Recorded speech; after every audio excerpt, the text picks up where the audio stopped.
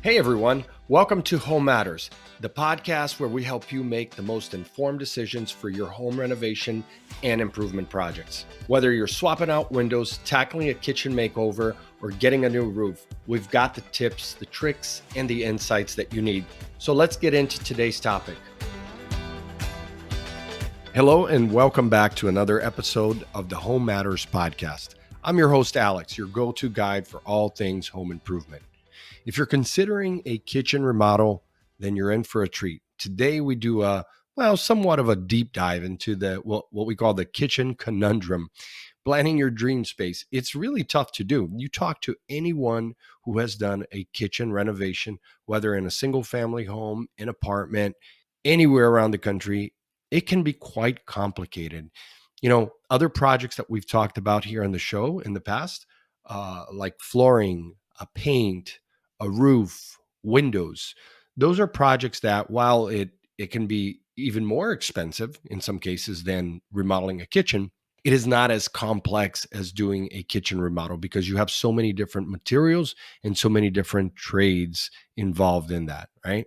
So we all know that the kitchen is the heart of the home, correct?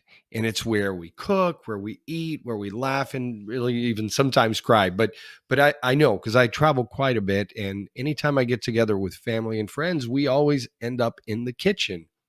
But planning a kitchen remodel can be really daunting.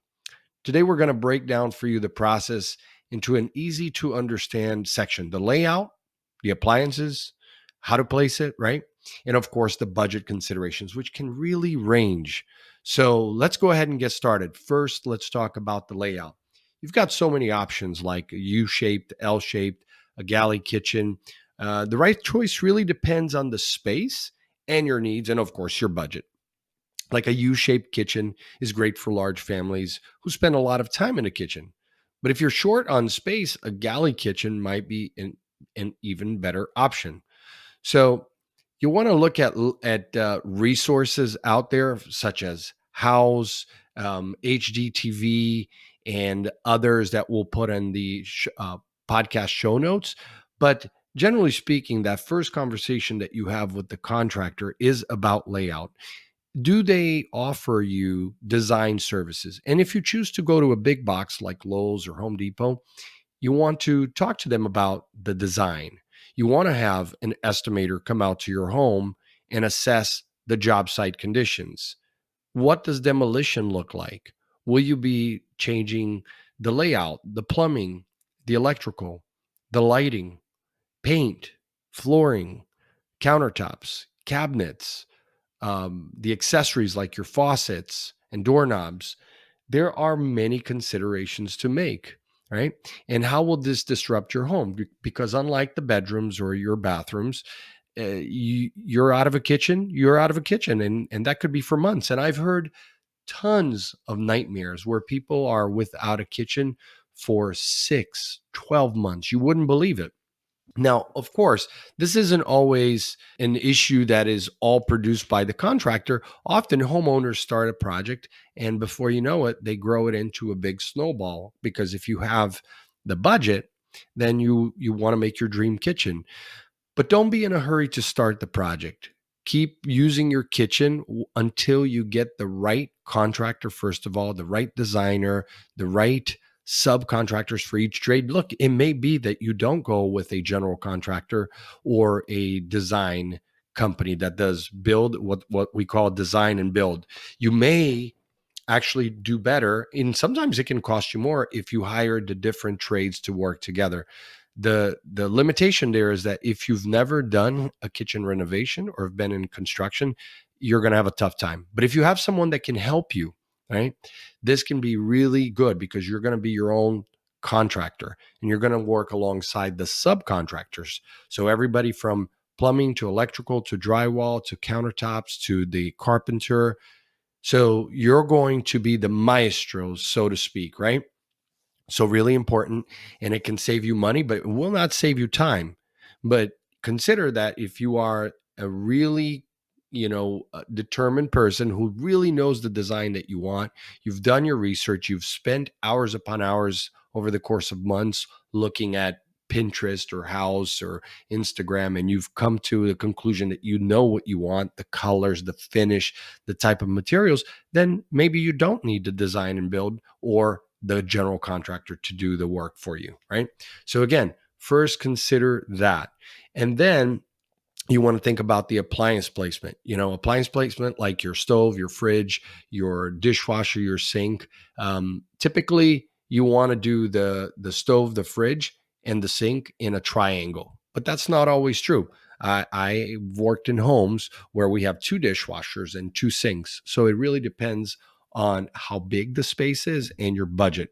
But typically, that the triangle is a good way to build a kitchen and keeping them close enough for convenience and far from enough for ample working space is crucial, right? Like you need to have enough countertop space, but have them close enough, especially if you are someone who cooks quite a bit.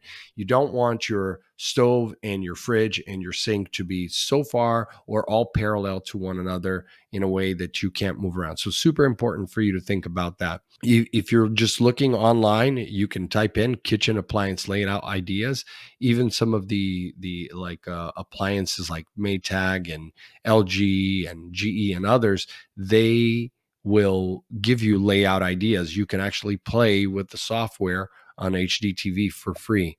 So that's actually just an app that, and Better Homes also has them, Better Homes and Gardens. And they give you great guides. You get to see the pictures and play with your kitchen every which way and decide how you're going to do it. Also, you really want to think about the size, the depth, the height, the width. Are the appliances going to be the same? Do they require any changes to the electrical? Do they require any changes to the actual space that you currently have, right? So those are all important things. But at the top of everybody's mind is the budget, right? The budget is the part that everyone dreads, but it's one that we have to talk about. So start with setting your budget and try to stick with it. And when I say try to stick with it, I mean, look, within 5 to 10% overage is expected. You're always going to account for some extra unforeseen expenses, but you don't want it to get it out of control. So there's a lot of different estimating tools out there. You will put the resources in the show notes so that you have those resources that give you a true cost guide. So what you want to do is just type in true cost guide. NKBA, the National Kitchen and Bath Association, has some really great guides with national prices, both for the material and the labor. And you can really break it down using the NKBA guide. So that's nkba.org. Really like that for doing kitchens and bathrooms. It's an association that when I had my construction company, I used to belong to the association, go to all their conferences, go to the builder shows. Really, it can get you to a point where you build this budget that unless you make major changes, it's going to be pretty accurate. But it is important that you stick to a budget. It is really, really important. And you're going to talk to your contractors about that, right? So some things to really consider though when it comes to cost is the electrical and the plumbing. Let's start there. Get your plumber, your electrician to come out and give you an estimate for what it is you're planning on doing. Then talk to the drywall and the flooring guys, right? And I'm listing these in the order of, I would say, necessary, but not aesthetically important. So electrical, plumbing, drywall. One could make a case that flooring should be aesthetics, but to be honest, to me, flooring is more of a necessity that is more about function in a kitchen, whereas in other living areas, the flooring isn't as important. You can go with wood, tile, whatever you want, carpet. But in the kitchen, you're not going to put in carpet, right? Even if you're up north, you probably are going to put down hardwood or luxury vinyl tile, which is a great choice, by the way, for kitchens. But my favorite for any kitchen is going to be tile, ceramic tile, porcelain tile, or a travertine, some sort of marble with very, very, very tiny, I'm talking like 1/8 grout lines. Why? Because you have food and it's a wet area and you want to be able to clean things easily. And so when you have marble with very tiny grout lines, it makes it easier for you to keep things clean, right? So now you've talked about, the electrician, the plumber, the drywall, the flooring. You've got those taken care of. Awesome. Now we're going to talk about your cabinets, because if you go to a cabinet shop, you may be working with a carpenter who comes in and installs your cabinets, or you may, which we'll call, there's really two categories. One could say three, but really let's say two for lack of a better word. There is what we call knockdown cabinets, which they come from the manufacturer already assembled and boxed. You can go and buy those at any hardware store like Home Depot or Lowe's. So those are knockdown cabinets that are ready. They're the exact size and they've got what they've got. So you make it fit. Those are a lot less expensive than if you go custom. And some people put in that extra category called semi-custom. Look, there's either custom or not. And if you go custom, then yes, you are working with a carpenter or a woodworker who is going to actually build the cabinets from scratch. Some things to think about with your cabinets, which is really important, is the construction of the cabinet. I'm talking about the box, not the front. The front, you should always go with solid wood. Other people will try to convince you to go with thermofoil, compressed. Ultimately, those types of cabinets, the doors won't last. But so always go solid doors, solid wood doors, and whether you go with a shaker style or a flat European style, it's really up to you. But make sure you do solid wood doors. Of course, the paneling is typically just a 2-3 millimeter thick a piece of plywood, but the boxes themselves, do yourself a favor. If you want the cabinets to last you a long time, make sure you go with a box that is made of plywood, cross plywood, not compressed or MDF, anything that is, quite frankly, just compressed paper. Do actual plywood boxes. Those are going to cost you a little bit more, but they're going to last you longer. And then, of course, think about the other component of cabinets, whether it's your doors or your drawers or all the other configurations that they allow for, is do you want just a traditional hinge that doesn't do the soft close, or do you want something that is upgraded into a soft close, right? So those hinges can cost quite a bit. And same thing for the drawers, the rails that run in the drawers can cost you quite a bit for those kits, and it's an upgrade. Your cabinets will cost typically 15% more if you go with those, but they're obviously a much nicer upgrade. So think about that with cabinets. When it comes to countertops, you can go with something that is prefab manufactured, like Corian counters. Of course, you can go with compressed, which is going to be a laminate that they put on top. So that's a little bit less expensive. So when they do it with that, you have products like Wilson Art and others that are just basically, you can choose any color, any finish, but it's not going to last you forever. Or you can go with natural stone, which would be your granite countertops. And you have other types of stones as well. They're going to cost you a lot more.